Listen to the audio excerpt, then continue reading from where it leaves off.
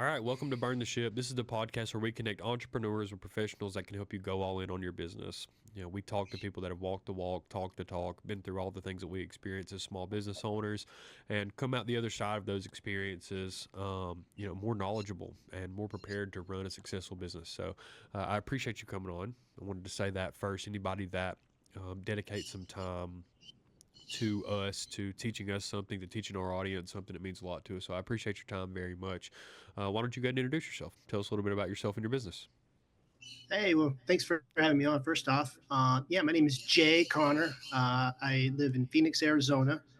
I'm the owner and operator of Jaybird Media here. It's a media company. We create video content for small business, corporations. We do events. Pretty much, if you have a website, you pretty much have to have a video. So we create just video content to put on your website that kind of tells your story in an authentic way, so you could use that to get more clients, more customers, and just to let people know who you are. So we work with individuals in that realm to provide video content, video marketing to help them. So I've been doing that for quite a while. I've been here in Arizona for about almost 10 years. But yeah, I've done that in the past, and it's kind of all I know. I've done that for a long time. So still moving strong and thankful to be doing it. Cool. What was your background? Did you start in more of a corporate environment, or did you start working with another small business? How'd you kind of get into stepping into your own entrepreneur shoes? Yeah, well, I mean, I'll go back in time. So in high school, I had an opportunity to work at a local ABC affiliate in Midland, Texas. That's where I'm from, Midland, Texas. And it's a small market TV station. And so basically just sweeping the floors, changing the light bulbs, and then just kind of got in the world of just TV in general. I mean, I didn't know what I was doing. I was always doing like landscaping work, more manual labor type stuff, to get extra cash, extra money. But in my senior year, I was able to, you know, apply for the job, and I got it, which was pretty incredible. And so yeah, I just started doing kind of the low man stuff, right? Working from the bottom and then working my way up, doing like the studio camera, understanding angles, understanding how that worked, and then moved into more the photojournalist realm, working with reporters, um, telling the stories there, and then doing more promotional type stuff where I was doing local commercials. So yeah, I really was thankful to just learn hands on right then and there. So I was making mistakes. I kind of treat it like the minor leagues, right? So I mean, if you're a baseball fan, right, you have to start, you know, single A, double A, triple A, and you move Sure. on, right? You can make mistakes in there, and then but then once you hit the big leagues, you can't make mistakes or they sent you down. So I was thankful to surround myself with people who are much better than me and learn and not get down on my mistakes and little things, right? And then yeah, so eventually just keep grinding, keep my head up, and keep learning.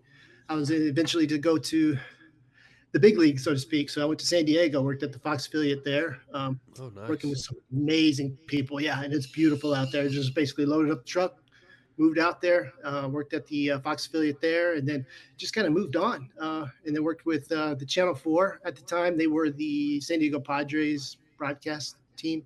So worked with them and worked with that organization. And that was a lot of fun. I really enjoyed that. So that's kind of interesting because I actually wound up in the big leagues literally Hmm. because working with the San Yeah. Diego Padres. So it was pretty cool on that part of things. And then just being able to see different things and, just eye-opening experience. It was really a front row seat to life, just seeing life as it is, and just being in the background and capturing it. So just really grateful for that. Yeah, and then I moved into the corporate world, and that was a different pace, because you have a lot more. It's a corporate environment, right? You have to dress the part, you have to be in the office, you have to. Understand going to the meetings. I mean, it's not necessarily you're out in the field shooting and you're having fun. I mean, yes, you are, but there's a lot more to it than that. There's a lot more planning, a lot more talking with other people in the departments rather than you just shooting it and working with one person. You're working with different departments and really understanding Sure. communication, right? Understanding what kind of stories you want to tell. So yeah, just working in the corporate world there. Did that a few years, and then uh, there was big layoffs, just Oh, yeah. at the time. So the marketing team is always the first one to go. And so, I left, and then, yeah, so then I moved to Arizona.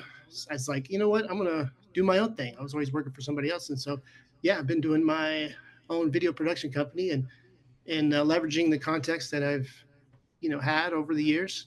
And yeah, I've been doing it about 6, 7 years ish, I guess. And so far, so good. I'm just grateful for the opportunity, Sure. and still learning, still learning every day. And Oh yeah.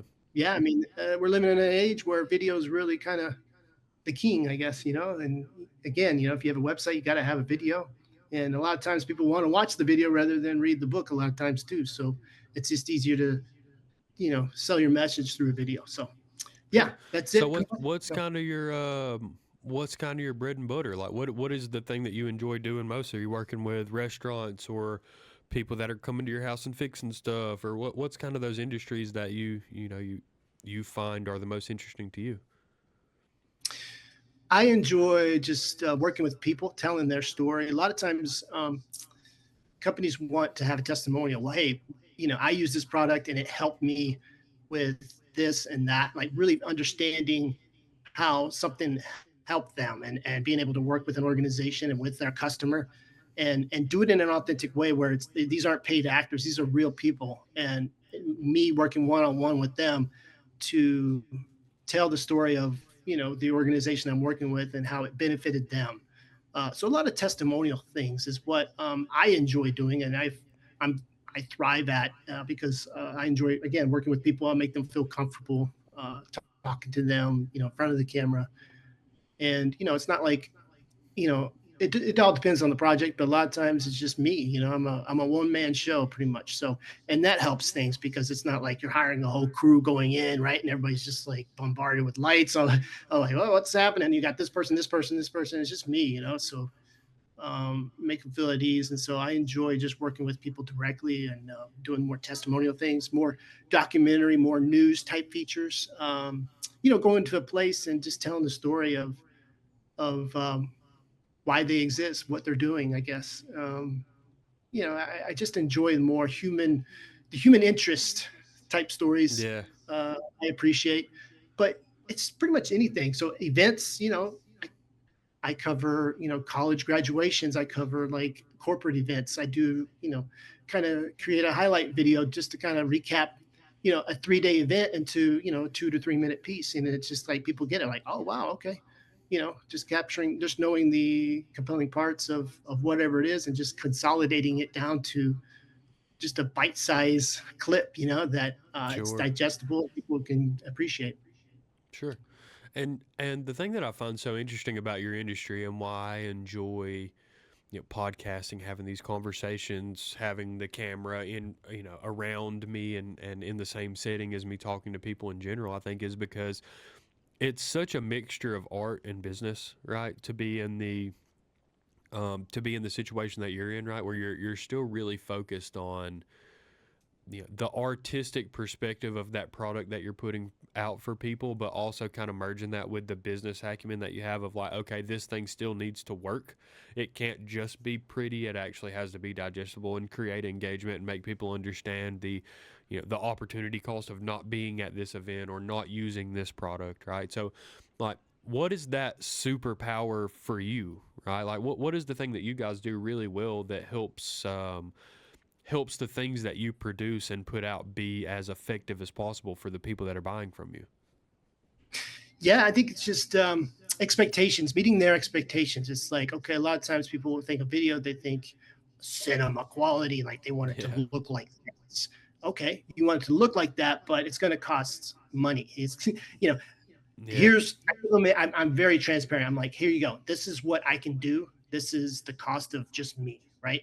But if you want this, we're going to need more people to make it to that quality that you want, Right. again, I've always surrounded myself with people much better than me. I mean, there's just incredible talent out there, and I'm like, wow, I'm in awe of a lot of people that are just absolutely incredible. Like, just more, there's cinematographers, I don't even call them videographers, I mean, they just they have that cinema eye, that look, and they're a lot smarter with, more of the technical aspects with the camera and the color, and like they deep into the menu to make it look the way it looks, and I only know so much, but I don't have time. A lot of times I'm just running the business, so I don't have a lot of times to really stop and really get into the craft. I know what I know, and I want to build upon what that is. But I guess really just it's all about expect meeting the client's expectations and just being transparent, making them know that uh, I understand your vision, and this is, and giving them ideas and like, hey, here's our approach. What do you think? Yeah, okay, we can do this. Okay, here's a couple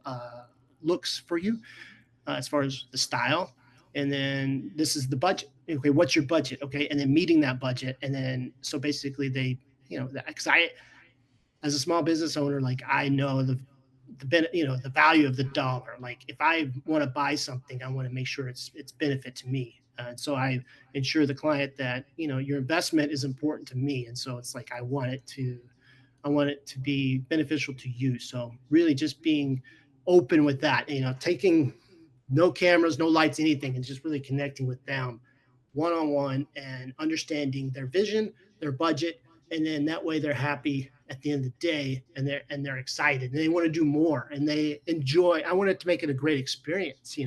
Right. Um, so that's a big part of it. Is this I'm a person before anything else. I want them to trust me. I want them to have that. And then as far as the expectations, I make sure I put people in place that can hit their expectations because I'm real with them. Like I want to make sure that um, if I can't do it, then I'm going to bring somebody else who can. You know. Right. Yeah, that makes a lot of sense to me because the expectation things, it's more difficult than people realize, I think, right?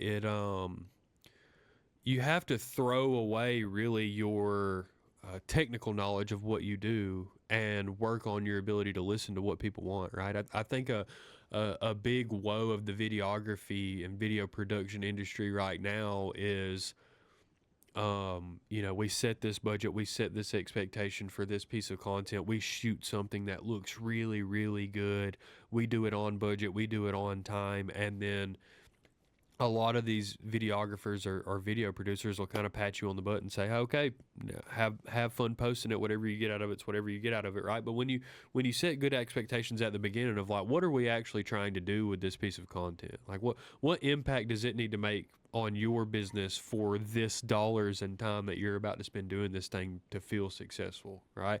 And I think that is someone that that's something that separates someone that's good at what they do from a technical perspective and someone that's thinking like a business owner. You know what I mean? Because there has to be this level of return for that time and energy and money that you're spending in creating this content for it to make sense for you, right? And I think a lot of people kind of give the videography industry a bad name by doing the opposite, right? Like even if they are technically sound videographers and editors, you have to make something one that you've spent some time thinking about the amount of engagement that it's going to create, and two, you have to talk a little bit with your client about exactly what they need to do to make that product come to life for them. Because I've talked to so many people that they have spent $10,000 to get 10, 12 videos made by a production company, and then they've never posted them, right? They've never put them on anything. They didn't put them on their website because they were busy doing their regular job and what they do normally. And it's a difficult thing. So I think setting expectations, like, it's super important because people have to understand, the direct impact that it's going to make on their business to be spending that money and spending that time with you and your company. You know what I mean? I think that it's a difficult thing to navigate, and not a lot of people really have the ability to think about that. You know what I mean?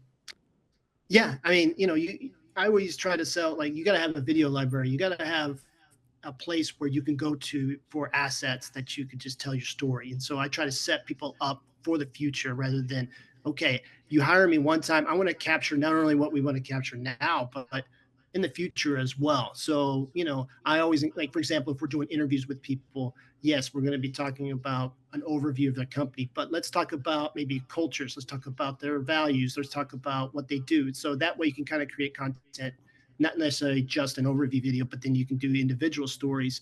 Because I say, hey, look, hey, I don't mind coming out and doing it again, but I can save you money by just capturing, multiple videos in one day. And then we can have that as a kind of, a library, right, depository, to where I can set you up for the next 6 months, and then you're just paying for editing, really, and then as we go along. And so people pay for the shoot day, right? Boom. And then they don't pay until they have a video in hand. And then the edit is just, okay, here's your video.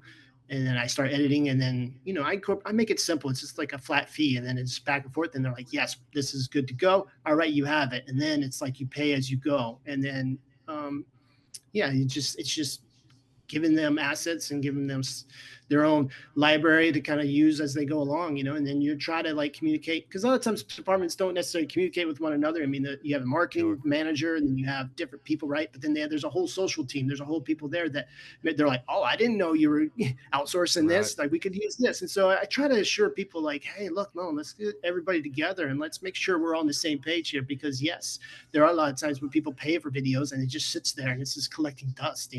People don't use it. And they're like, oh, I had no idea this even existed. So, I always encourage people to say, hey, look, let's have a library going. And I have a copy, you have a copy, and then it's like you can call me, or you can send me an email, Right. say, hey, look, we want to do a video on this. You got it, and then I already know your story. And so you're not wasting time trying to like have a meeting and hours of meetings trying to figure out what Right. we want to do. And I have your brand assets, everything. So yeah, I just want to be part of the culture, part of the environment, and so that way those videos don't get lost in the mix, and just try to set you up for that.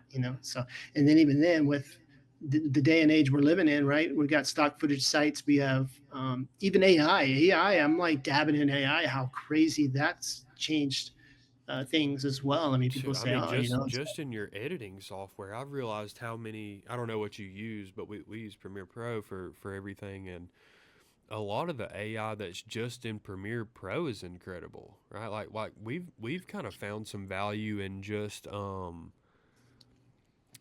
kind of teaching people how to fish, right? Like people come to us and they say, "Oh, I want to do a podcast," or "I want to do this." And I'm like, "Hey, what if I teach you how to record the podcast on your own? Then all you have to pay us for is editing it, right? The technology's not that complicated." And now there's AI that um go ahead and decides what point of view you need to be looking at depending on who's talking and what the audio is doing. It'll separate those. You're using two or three cameras and you're uploading that footage. It'll do all of that stuff for you. I mean, the even the transcriptions and captions and things like the amount of technology that's going up in the video production world is like, what I think is so cool about that is that it makes video accessible to businesses that video wasn't necessarily accessible to before. Because it's like, okay, maybe this thing that took me 20 hours to do is taking me 5 hours or 4 hours now. And, there's tools out there that are making the actual live production a little easier. So if you just keep pumping me the content, I'll keep pumping you back the finished product. And now, and I think that there's a fine line for that, right? Because you can't really commoditize video production, right? Like the the um, the business owner that has the editing app on their iPhone that they downloaded from the App Store, like you're realistically not going to be able to make the same finished product as someone like Jay that is a professional in the video production space. But it's really cool how probably 5% or 10% of the business world had the budget for video marketing, and every day I think we get a larger and larger subset of businesses that are able to pay for video production because they understand the value that it has to their business. And I think that's really cool. And talking about technology in general is like, the more people that can utilize that stuff, the higher percentage those people have of running a successful business, right? So it's a cool, and the more opportunities it creates for you to find viable candidate, viable prospects to do business with. It's a really cool thing, and honestly,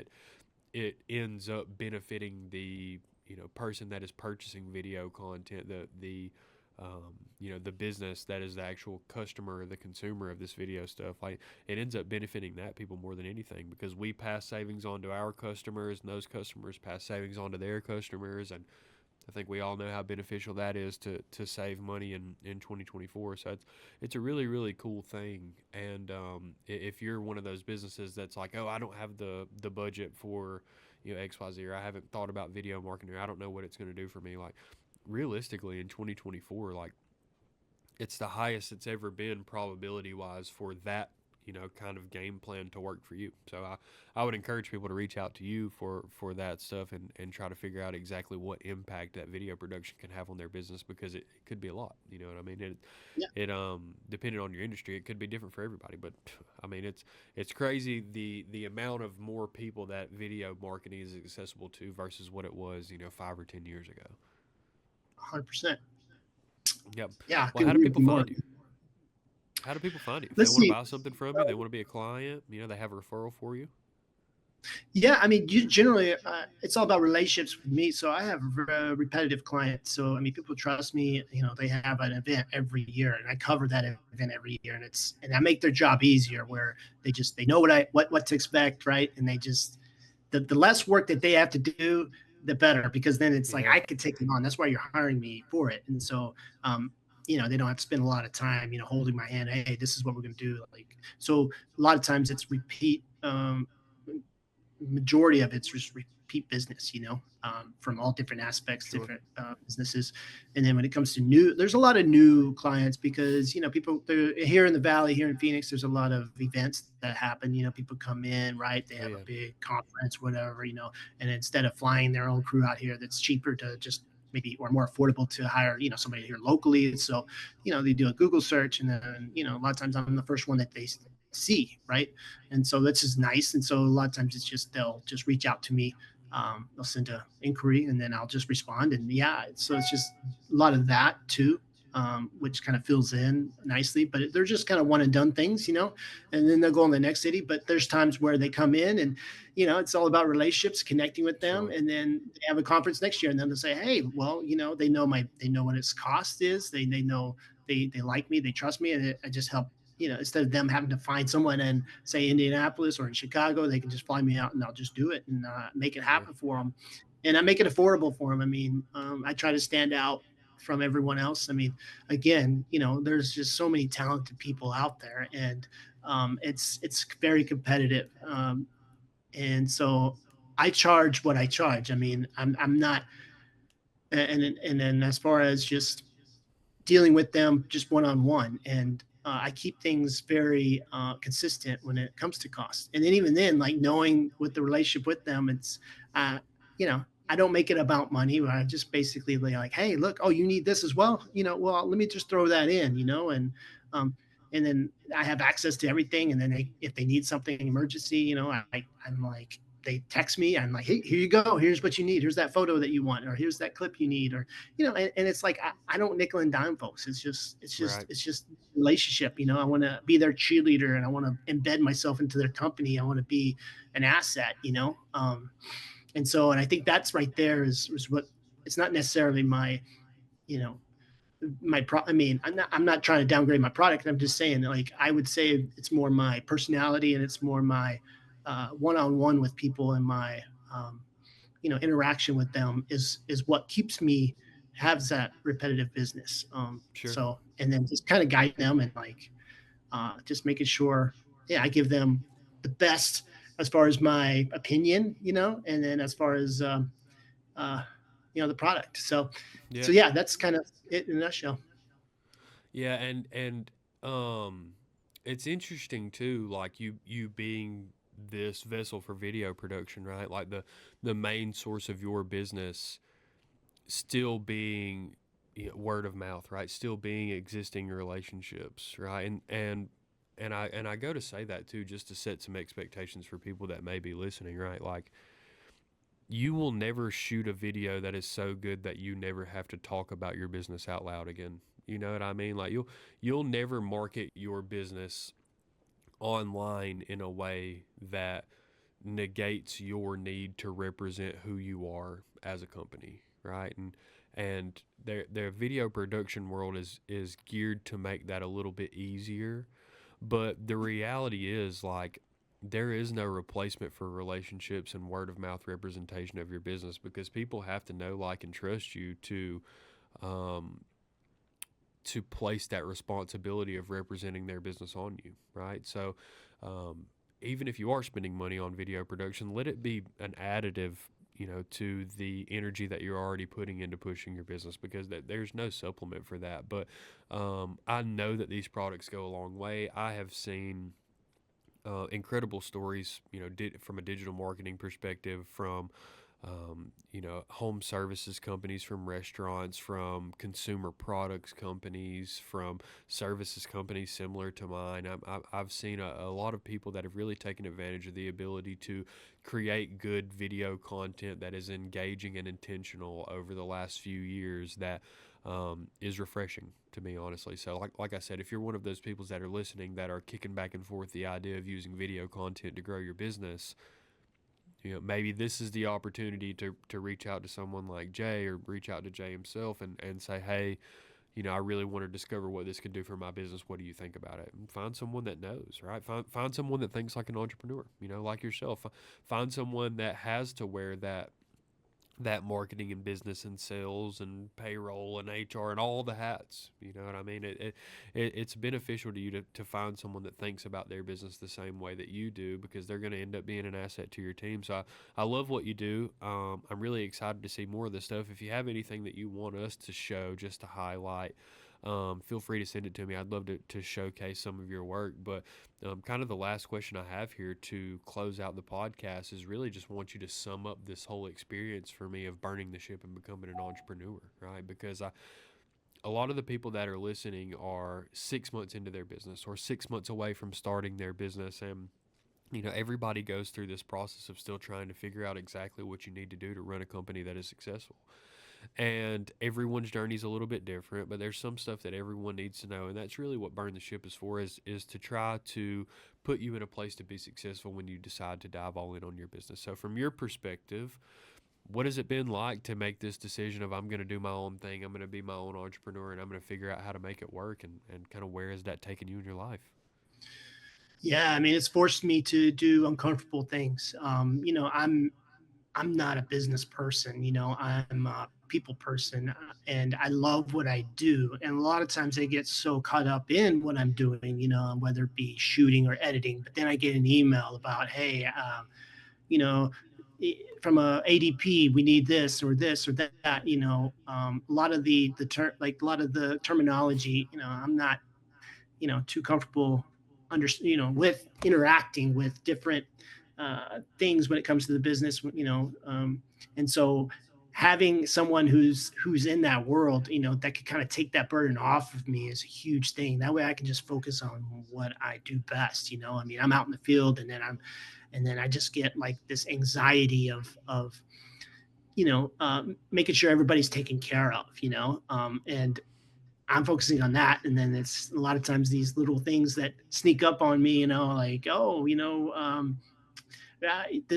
this bill came in, we got to pay this, we got to do this. And, just the whole financing aspect of it, understanding what's the best platform to use my invoicing. Somebody needs an invoice. Somebody needs a W-9. Somebody needs, I got to do my licensing for the state, this and that, like all that stuff. I just get bombarded, and and it kind of takes me out of what I do best. And so I've learned to navigate through that and trying to surround myself with people, partners that are in that world, and then having they know what I do, and so they can take that burden. And it's worth the investment to me to give them, free reign, to trust them to help me navigate my business, from a financial aspect, and then I can continue on working, and it doesn't take me away from that. And so, but now over the years, it's forced me to have to stop what I'm doing, what I'm passionate about, to focus on the finances and understanding, like, oh, okay, like I'm getting a crash course on Hmm. all of this. I don't have Yeah. a business degree. I just kind of went in, just started working right out of high school.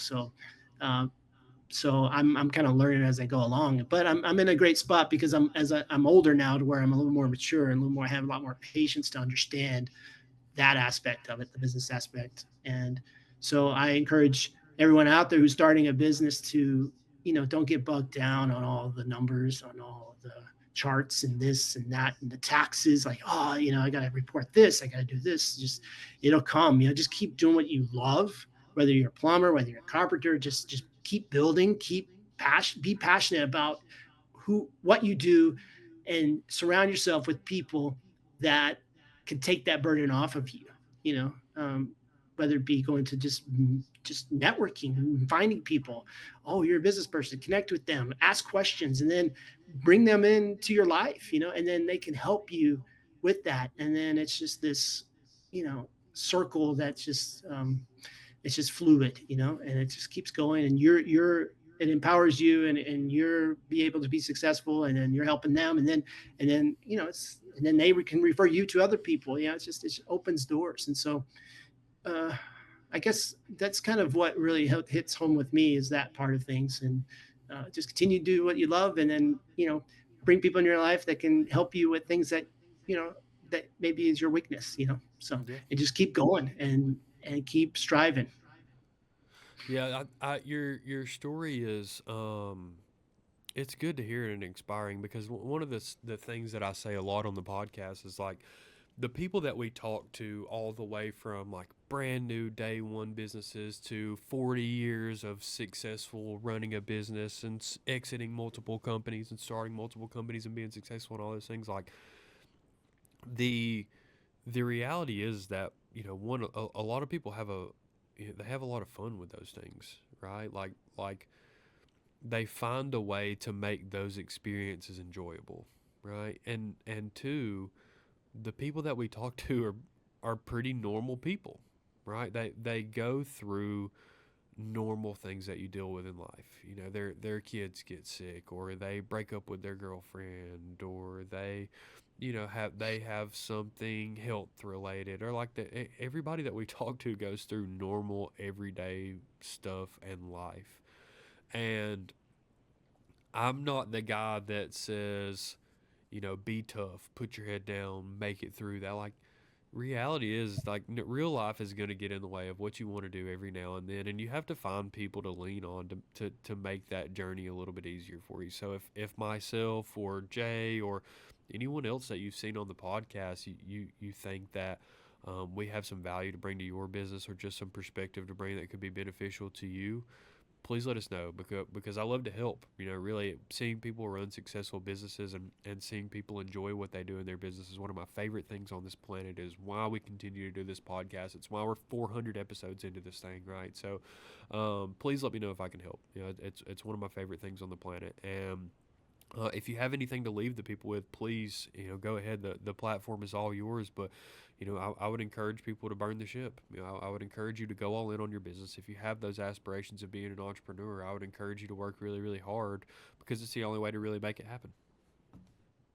There you go. No, 100%. I mean, um, yeah, I'm gonna kind of be a little. I mean, I'm pretty a private person for the most part, but in recent events, so my ex-wife, she's my ex-wife now. We actually own the business together, and so she handled the business side of it, and then I was able to just do my stuff, and I just trusted her to handle the business, and then but over time I would ask questions, and then but she was very kind of possessive over the business and wouldn't necessarily be transparent with me on certain things. And then I felt defeated because that was a big part of why we got divorced, because of the arguments, different things that we would go through. Um, and I just kind of, it just felt it was easier for me to not bring it up, when it comes to Sure. finances or this and that. And so and then I just, found therapy and just what I do best and what I love. And but then, after we divorced, then and now I'm like, we tried to continue on where, the business, right? But I was doing 90% of the work, I felt like, and Yeah. then she was just basically sending an invoice, and I'm like, I can send an invoice out, I can do Yeah. this. And so it Yeah. forced me to like these things, right? And so it forced me to learn the business side of things, and that, I can do this, and rather than feeling defeated. So I would just encourage everyone out there that, when you get in a place where, like, I can't do this, yes, you can. And just, again, surround yourself with people that help you, that can just lift you up, and that can empower you. And you'll know it. Like, when you meet someone, you'll know, like, okay, yeah, this is my person. Yeah. I can trust them to help me with this. And over time, it's just, and then you start learning, and then you start understanding. And then when you ask questions, you get it, rather than feeling, scared or just defeated. So yeah, I just encourage you to just keep going, and it's we're all smart, we're all capable, Yeah. and everyone out there is capable. So and if you don't get the job this time, and there's many doors that will come, that will be available to you. And it's just being patient, and just keep being who you are, and but grow at the same time. And Yeah, and don't quit. there Don't you quit. go. There's many people on the podcast that'll tell you the best thing they ever did in their business is just not give up. You know what I mean? So persistence and hard work goes a long way. But again, I appreciate you sharing your story and your message with myself and the audience. Your time means a lot to us. So we'll edit this. We'll put it together. We'll cut some clips out of it over the next couple of weeks, and then whenever we put it out, we'll send everything to you. And feel free to share it or use it if you want the full video file or any of the clips, anything in as high resolution as we can get it to you. You're more than welcome to it. We're not stingy with any of our clients. Excuse me, with any of our content. So please let me know how I can help you. But I really do appreciate you coming on the podcast and sharing with us. It means a lot. And for everybody that's listening, burn the ship.